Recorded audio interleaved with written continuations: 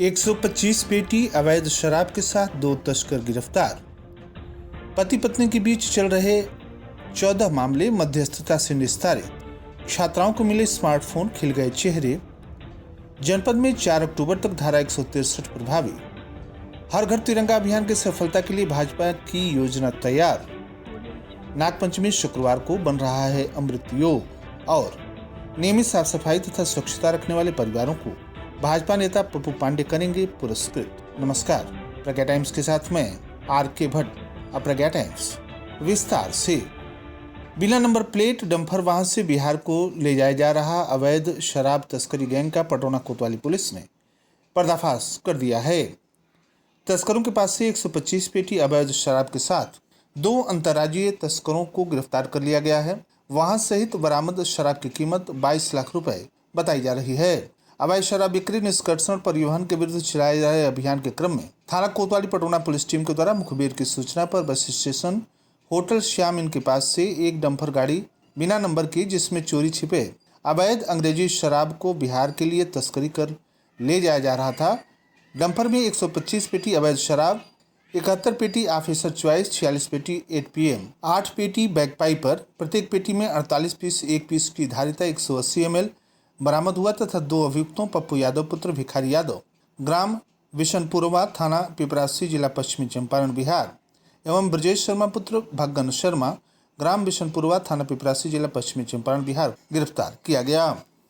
गिरफ्तार करने वाली पुलिस टीम में थानाध्यक्ष थाना कोतवाली पटौना सुशील कुमार शुक्ल के साथ अन्य पुलिस बल के लोग शामिल रहे। जिला विधिक सेवा प्राधिकरण कुशीनगर के अपर जिला जज सचिव शैलेंद्र मणि त्रिपाठी के द्वारा बताया गया कि विभिन्न न्यायालयों से सुलह समझौता हेतु प्राप्त पत्रावली में मध्यस्थता की कार्रवाई कर पति पत्नी के कुल 14 मामलों का सफल निस्तारण किया गया। अपर जिला जज सचिव शैलेंद्र मणि त्रिपाठी ने नियुक्त सभी 26 मध्यस्थों से कहा कि वे अधिक से अधिक पत्रावलियों में पक्षकारों से बात कर मामले को निस्तारित कर मुकदमे को कम करें। मध्यस्थता तथा सुलह समझौता केंद्र में पारिवारिक मामले तथा अन्य मामलों में पक्षकारों तथा मध्य संयुक्त पृथक पृथक वार्ता कर उनको समझाया जाता है और उनके संतुष्टि पर ही मामले का निपटारा किया जाता है। श्री त्रिपाठी ने बताया कि जिन लोगों के पास न्यायालय जाकर अपनी कानूनी समस्या को रखने के लिए धन नहीं हो, उनसे बिना पैसे लिए कानूनी सहायता दी जाती है। उन्होंने आगे बताया कि ऐसे मामले जो न्यायालय में विचाराधीन हैं, उन्हें न्यायालय के एक प्रार्थना पत्र देकर मध्यस्थता के माध्यम से निपटाया जा रहा है। बृहस्पतिवार को शिव दुलारी देवी दलडपट शाही महिला महाविद्यालय रामकोला कुशीनगर में स्मार्टफोन वितरण कार्यक्रम संपन्न हुआ।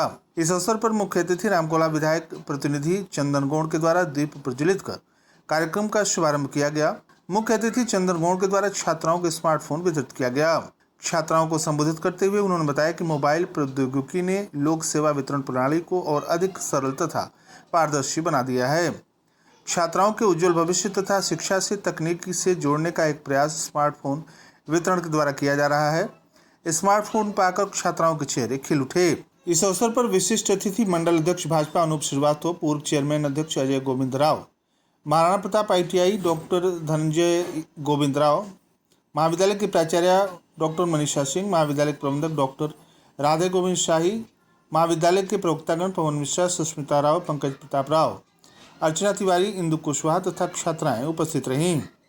अपर जिला मजिस्ट्रेट वैभव मिश्रा ने बताया कि आगामी त्योहारों श्रावण मास, स्वतंत्रता दिवस, रक्षाबंधन, जन्माष्टमी, ईद ए मिलाद, बारह वफात, महात्मा गांधी जयंती, चहलम, विश्वकर्मा पूजा, अनंत चतुर्दशी, महाराजा अग्रसेन जयंती, संयुक्त प्रवेश परीक्षा 2024, उत्तर प्रदेश लोक सेवा आयोग के द्वारा विभिन्न परीक्षा आदि विभिन्न प्रकार की परीक्षाएं तथा प्रतियोगी परीक्षाओं के दृष्टिगत लगने वाली भीड़ से शांति व्यवस्था, कानून व्यवस्था तथा लोक शांति भंग होने तथा परीक्षाओं की सुरक्षा व्यवस्था के दृष्टिगत शांतिपूर्ण संचालन हेतु परीक्षा केंद्रों पर आवश्यकता पड़ने पर उसके बाहर भी धारा 163 विस्तारित कर दी जाएगी।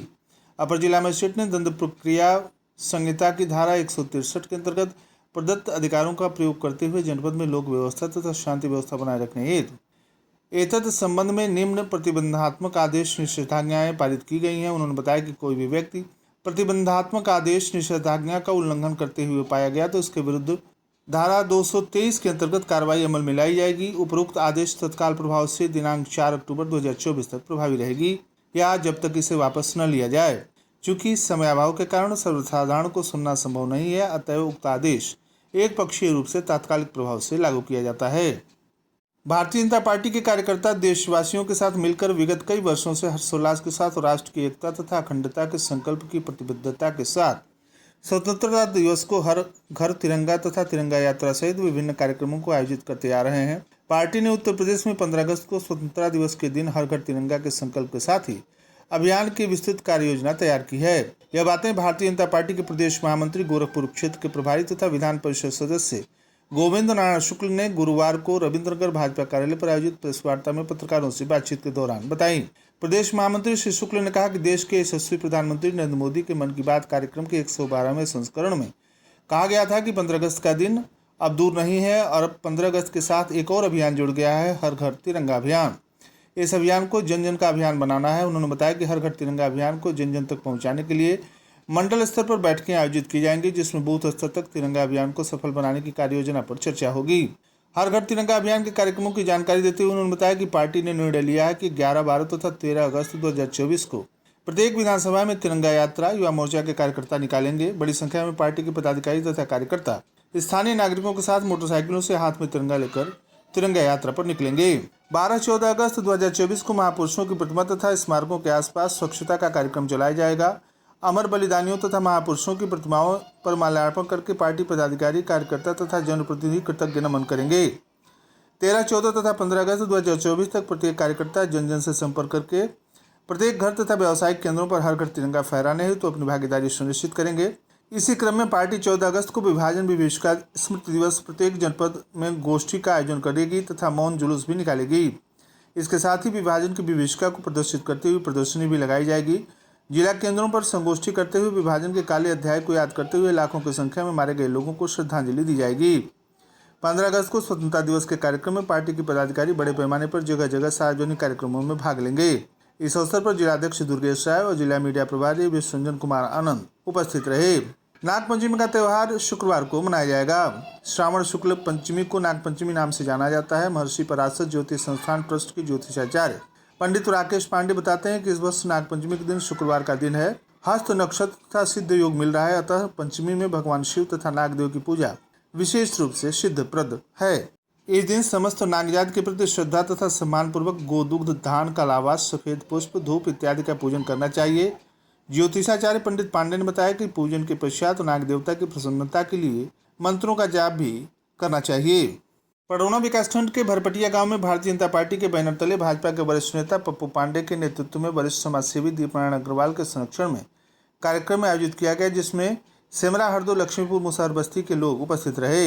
एंसेफ्लाइटिस जनजनित रोगों से बचाव के लिए एक बृहद चौपाल का आयोजन किया गया। चौपाल को संबोधित करते हुए कार्यक्रम का नेतृत्व कर रहे पप्पू पांडे ने कहा कि आज पूरे देश से ही नहीं चौपाल को संबोधित करते हुए कार्यक्रम का नेतृत्व कर रहे पप्पू पांडे ने कहा कि आज पूरे जनपद में डेंगू, इंसेफ्लाइटिस, आंख में संक्रमण जैसे संक्रामक बीमारी एक खतरनाक रूप में फैला हुआ है। इस बीमारी से बचाव का सबसे सरल और सीधा उपाय घर के साफ सफाई से लेकर अगल बगल का नाली, गंदा पानी एकत्रित होने वाले गड्ढों में कीटनाशक तथा केमिकल युक्त रसायन जैसे केरोसिन, डीजल को डाल दिया जाए या गड्ढे और नाली में गंदा पानी एकत्रित न होने दिया जाए। दरवाजे पर नियमित नीम के पत्ते का धुआं किया जाए। घर के आसपास कहीं भी कूड़ा करकट इकट्ठा न होने दिया जाए।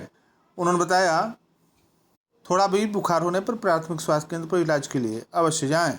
नियमित साफ सफाई हमेशा स्वच्छ रखने वाले परिवारों को उन्होंने पुरस्कृत करने का ऐलान किया। अंत में सभी विभिन्न गांवों के लोगों में आए कीटनाशक, साबुन, सर्फ और आवश्यक सामग्री का वितरण भी किया गया।